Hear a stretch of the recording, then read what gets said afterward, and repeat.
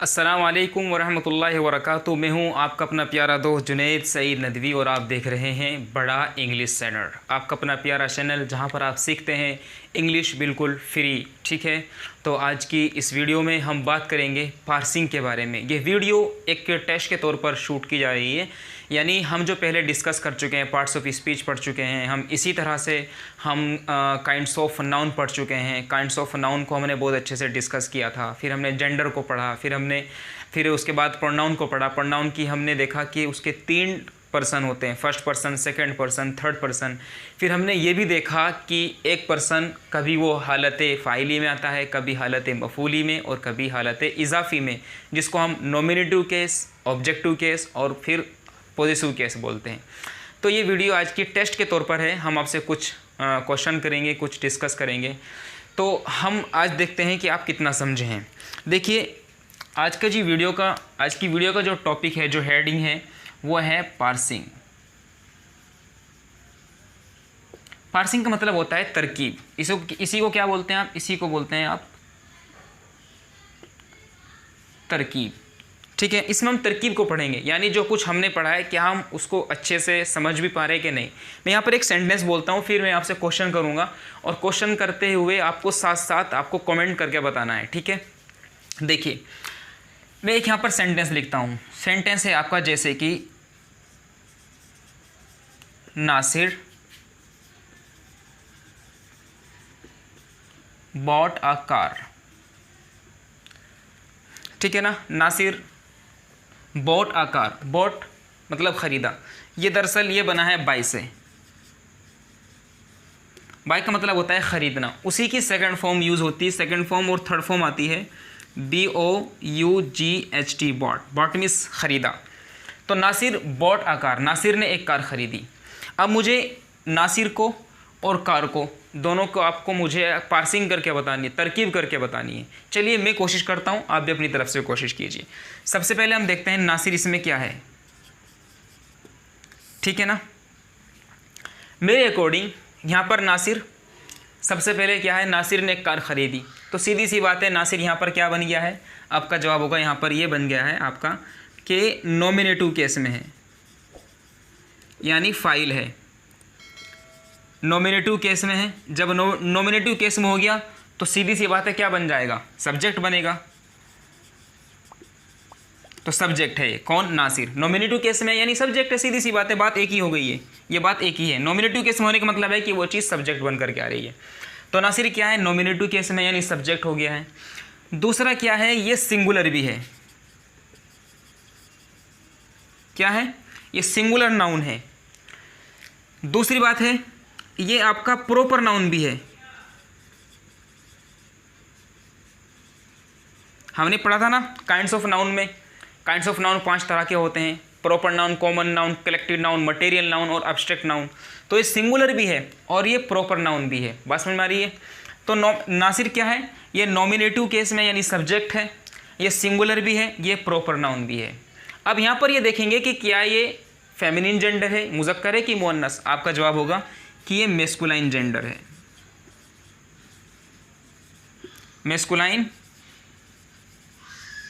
Masculine gender में है। और क्या हो सकता है? दूसरी बात है ये सब्जेक्ट है। सब्जेक्ट किसका है? आपका जवाब होगा ये सब्जेक्ट है इस वर्ब का, यानी ये फ़ैल है आपका। क्या है? ये आपका फ़ैल है। कौन? बॉट। तो क्या है? नासिर जो कि सब्जेक्ट है किसका? एक वर्ब है यहाँ पर बॉट, उसका। इतनी बात समझ आ गई है? ये सब बातें हमने नासिर के बारे में देखी। तो नासिर क्या है? नॉमिनेटिव केस में है। ठीक है ना, यानी सब्जेक्ट है, सिंगुलर है, प्रॉपर नाउन है और साथ ही साथ मेस्कुलाइन जेंडर है। ठीक है, अब बात करेंगे हम एक नाउन यहाँ पर है कार। कार। अब मुझे कार के बारे में बताएंगे, कार क्या क्या है। देखिए नासिर ने एक कार खरीदी, तो सबसे पहली बात है कि नासिर यानी कार यहाँ पे क्या है? ऑब्जेक्ट बन रहा है। तो आप बोलेंगे कि कार यहाँ पर क्या है? ऑब्जेक्टिव केस में है। ऑब्जेक्टिव केस में, जिसका सीधा मतलब बनता है कि यहाँ पर ये ऑब्जेक्ट बन रहा है। ठीक है ना, ऑब्जेक्ट बन रहा है। दूसरी बात, कार यहाँ पे क्या है? सिंगुलर नाउन यूज़ हो रहा है, सिंगुलर नाउन यूज़ हो रहा है। अब ये देखना है कि यहाँ पर ये कार जो है ये क्या बन रहा है?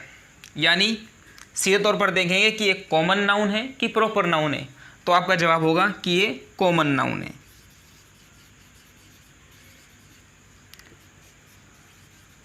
यहाँ पे कॉमन नाउन हो गया है, ठीक है। इसके बाद यहाँ पर देखेंगे कार, ये क्या है, मैस्कुलाइन जेंडर है या फिर फेमिनिन जेंडर है। तो कार देखिए एक ऐसी चीज़ है जो बेजान है, ठीक है। तो कार क्या बन जाएंगी यहाँ पर, यह बन जाएगा आपका न्यूटर जेंडर, यानी मैस्कुलाइन जेंडर भी नहीं होगा, फेमिनिन जेंडर भी नहीं होगा, क्या होगा फिर, न्यूटर जेंडर होगा। बताओ ये बात समझ में आ रही है कि नहीं आ रही है। तो Nasir bought a car, Nasir ने एक कार खरीदी, तो नासिर हमारा सब्जेक्ट हुआ, सिंगुलर नाउन हुआ, प्रॉपर नाउन हुआ। इसी तरह से मैस्कुलाइन जेंडर हुआ, और फिर क्या हुआ, ये सब्जेक्ट हुआ किसका, एक वर्ब का, और वो वर्ब क्या है आपका, बॉट है। कार क्या है, कार हमारा ऑब्जेक्टिव केस में है। ऑब्जेक्टिव केस में मतलब सीधा क्या हुआ कि ऑब्जेक्ट है। फिर क्या है, सिंगुलर नाउन है, कॉमन नाउन है, और इसी तरह से ये न्यूटर जेंडर है, ठीक है। तो ये अब ऑब्जेक्ट किसका बन रहा है, हमें ये कहना पड़ेगा कि ये ऑब्जेक्ट बन रहा है किसका, ऑब्जेक्ट बन रहा है कार किसका, वर्ब का, एक जो कि बॉट जो है यानी वर्ब जो है उसका ऑब्जेक्ट बन रहा है।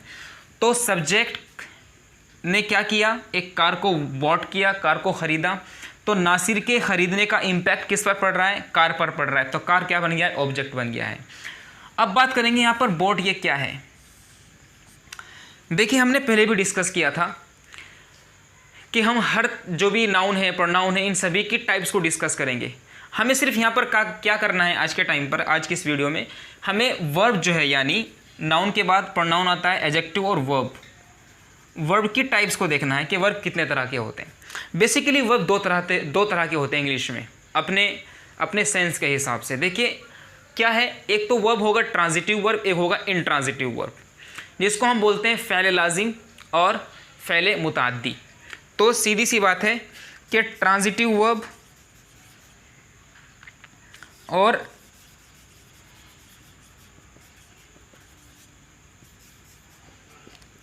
ट्रांजिटिव वर्ब और इंट्रांजिटिव वर्ब, ठीक है ना, ये दो तरह के वर्ब होते हैं। ट्रांजिटिव वर्ब को हम बोलते हैं फ़ैल मुताद्दी, फ़ैल मुताद्दी। इंट्रांजिटिव वर्ब को बोलते हैं फ़ैल लाजिम, ठीक है। तो सीधी सी बात है, ट्रांजिटिव वर्ब का मतलब होता है वो वर्ब जो अपनी मीनिंग को, यानी अपनी मीनिंग को कंप्लीट करने के लिए एटलीस्ट एक ऑब्जेक्ट तो ज़रूर चाहता हो। इंट्रांजिटिव वर्ब वो होता है जिसको ऑब्जेक्ट की ज़रूरत नहीं पड़ती। जैसे एग्जाम्पल लेंगे दोनों की, एग्जाम्पल जैसे बाय है, बाय मीन्स खरीदना। तो बाय एक ऐसा वर्ब है जो अपनी मीनिंग को कंप्लीट करने के लिए एक ऑब्जेक्ट तो कम से कम चाहेगा। जैसे यहाँ पर है नासिर बॉट, नासिर ने ख़रीदा। अब यहाँ पर क्वेश्चन है क्या ख़रीदा, ठीक है ना।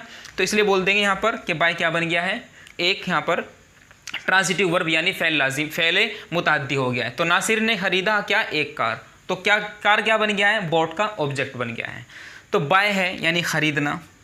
इसी तरह से ब्रेक है तोड़ना, यह भी आपका फ़ैल मुताद्दी है।